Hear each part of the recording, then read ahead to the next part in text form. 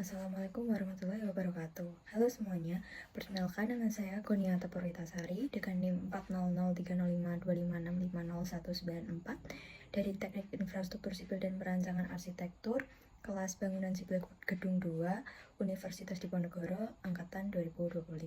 Hari ini saya akan berbagi sebuah tutorial teknis mengenai pengolahan data topografi menggunakan perangkat lunak Autodesk Civil 3D. Untuk spesifikasinya, kita akan melakukan pemodelan permukaan tanah atau Digital Terrain Model atau biasa disebut dengan DTM untuk sebuah area di Bukit Cumbri, Wonogiri. Mungkin di sini teman-teman bertanya mengapa kita perlu melakukan hal ini gitu. Di dalam teknik sipil sendiri, kemampuan mengolah data lahan menjadi model 3D yang akurat adalah langkah fundamental. Dengan model ini kita bisa melakukan berbagai analisis teknis seperti menghitung estimasi volume galian dan timbunan atau biasa disebut dengan cut and fill, lalu merencanakan drainase yang efektif hingga menentukan posisi bangunan yang paling aman di atas lahan yang konturnya cukup menantang.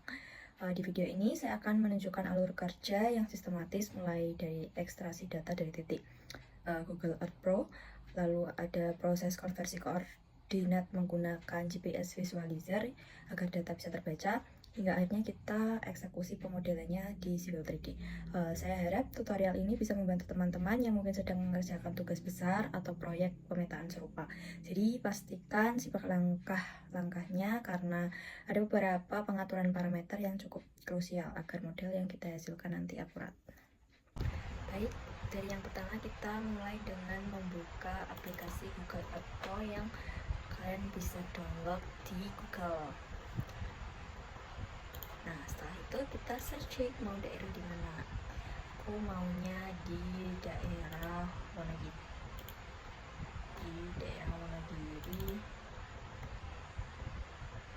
Bagian selatan. Nah, di sini ini kemarin saya coba-coba, kita pilih lagi di sini. Sini ya. Di sini kita klik ini, nyopet, lalu kita namain. Misalnya apa? Data survei.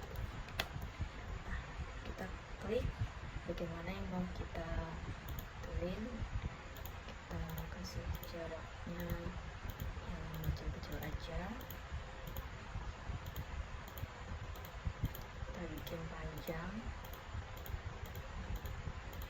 Bebas sih mau seukuran berapa.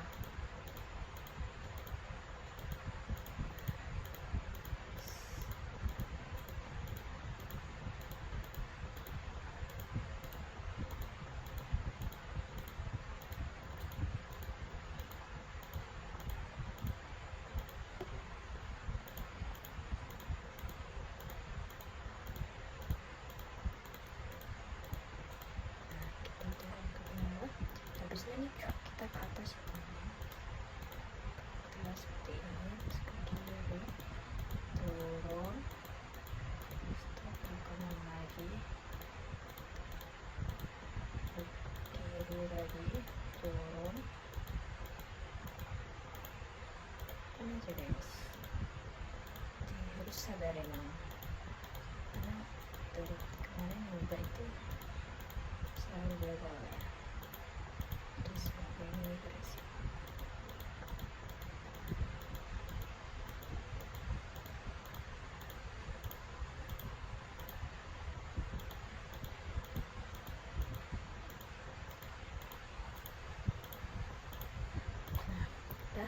Kita klik OK, habis itu kita klik kanan, save as flash, lalu jangan lupa ininya KMZ save. Habis itu kita lanjut ke GPS visualizer, kita konversi file, habis itu kita loading. Habis itu ini pastikan teks biasa semua, lalu kita buka satu, kita isi yang tadi. Kita survei, open. Habis itu ini kita tambahkan data elevasi dan kita sumber terbaik yang tersedia. Kita scroll ke bawah lagi, kita pilih yang koordinat UTM keluaran itu, kita pilih ya. itu kita ubah. Nah, kalau udah dapat data seperti ini, kita unduh teman. Kita unduh txt nya, terus itu kita buka, lalu kita kontrol A, lalu kontrol C, kita ke spreadsheet, kontrol V. Nah, ini di sini kita cuma butuh yang UTM esting, norting, sama altitude. Yang lainnya kita nggak butuh. Jadi ini bisa kita hapus. Ini juga kita hapus.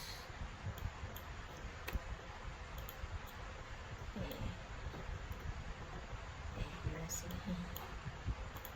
Hapus. Jangan lupa yang tulisan UTM sama norting altitude ini juga dihapus, guys, karena kemarin saya nyoba itu nggak bisa, ternyata karena ininya nggak kehapus. Jadi ya. Maaf guys, tadi ada kesalahan, jadi harusnya itu di kontrol V. Nanti seperti ini ya. Jadi ininya di A itu posisinya pokoknya harus sesuai dan semua harus angka. Oke, kita lanjut ke step selanjutnya. Nah, kalau sudah, kita download ke CSV. Oke, kita langsung bisa ke Civil 3D nya.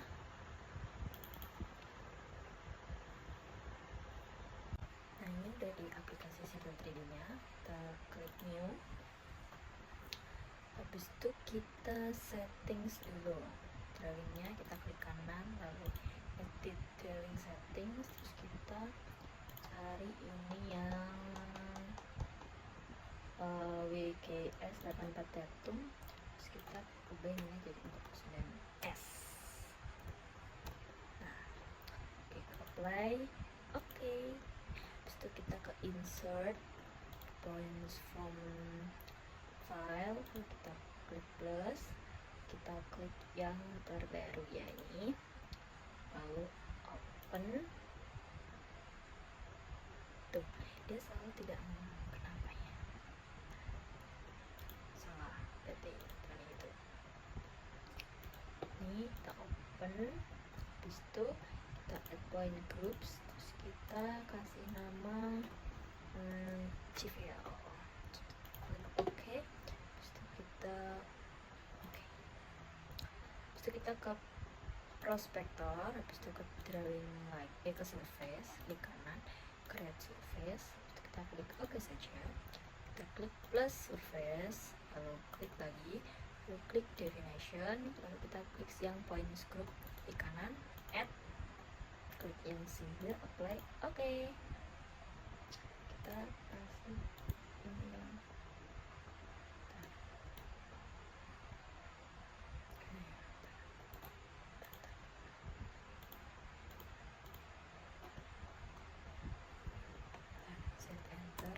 enter.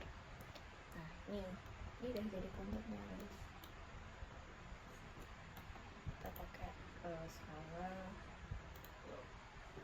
besaran gitu, skala gitu.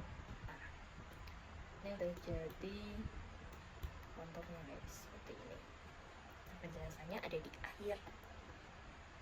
Jadi untuk alur kerja pemodelan permukaan atau surface modeling itu ada 4, dimana yang pertama itu ada ingestion dan validasi data koordinat atau point data. Yang kedua ada manajemen tampilan point, dimana point yang telah diimpor dikelola melalui points group. Itu sangat krusial untuk memastikan keterbacaan data di ruang kerja tanpa mengganggu akurasi posisi titik koordinat. Lalu yang ketiga ada konstruksi permukaan atau surface creation dan definition. Lalu yang terakhir ada visualisasi dan interpretasi. Gitu. Lalu ada konsep dasar dalam pemodelan, yaitu ada triangulasi, elevation, dan surface type. Dimana triangulasi itu metode pembentukan permukaan dimana setiap 3 titik data dihubungkan untuk membentuk bidang segitiga datar. Lalu untuk elevation sendiri, yaitu nilai vertikal yang menjadi parameter utama pembentukan kontur. Dan yang terakhir ada surface style, dimana itu adalah pengaturan tampilan yang dapat diubah secara dinamis tanpa mengubah data geometri asli. Terima kasih. Selama proses pengerjaan ini saya ingin melaporkan bahwa kontur lahannya telah berhasil. Tapi perlu saya sampaikan juga bahwa dalam pengerjaannya saya sempat menemukan beberapa kendala teknis yang cukup krusial. Di antaranya adalah error terkait no point file format match font. Itu karena saya di spreadsheetnya itu masih menggunakan ada kata-kata yang pakai huruf gitu, jadi harus pure angka ternyata. Dan masalah sinkronisasi data akibat perbedaan regional settings antara CSV dan Civil 3D. Selain itu sempat terjadi kendala visual di mana label elevasinya itu bertumpuk karena ketidaksesuaian annotation scale.